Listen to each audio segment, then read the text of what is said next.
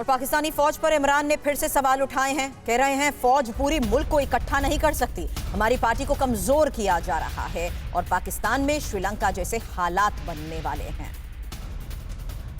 और खास मेहमानों से इस पर बात करें उससे पहले गुलाम एक कमेंट आपसे मैं चाहूंगी। जो हालात हैं उस पर शहबाज शरीफ की नजर जरूर है और इसी बात पर जमीर अली भी कह रहे थे कि चाहे इस्लामाबाद हो, लाहौर हो, कराची हो, मुल्तान, फैसलाबाद, सियालकोट, गुजरावाला, हर तरफ समर्थक जिस तरीके से सड़क पर उतरे हुए हैं, जाहिर सी बात है एक बड़ी चुनौती यहाँ इस वक्त शहबाज शरीफ के सामने भी।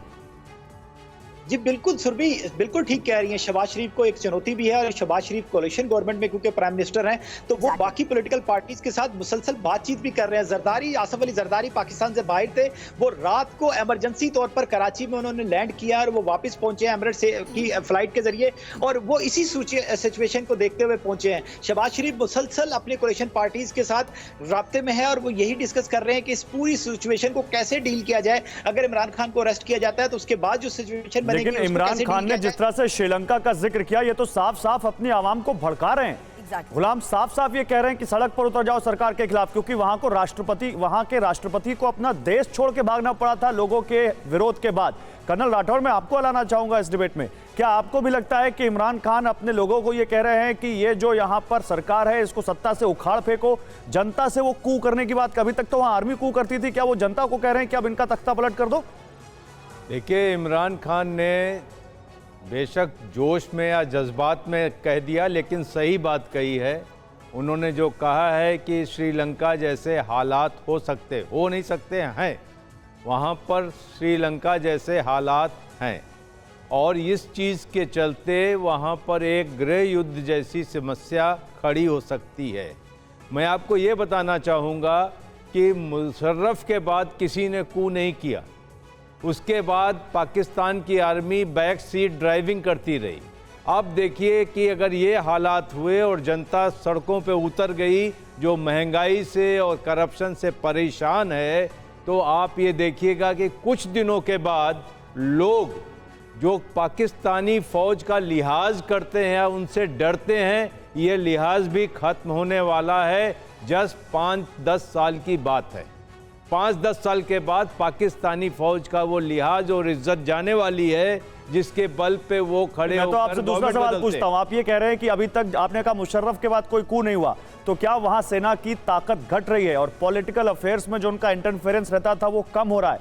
जी हाँ, ये खत्म हो रहा है, धीरे धीरे खत्म हो रहा है। पेट की आग बहुत बड़ी होती है और जनता का विद्रोह कोई नहीं दबा सकता। लेकिन एसपी सिन्हा साहब, क्या ये माना जा सकता है कि इस्टेब्लिशमेंट की जो ताकत है पाकिस्तान के अंदर उसमें कमी आई है?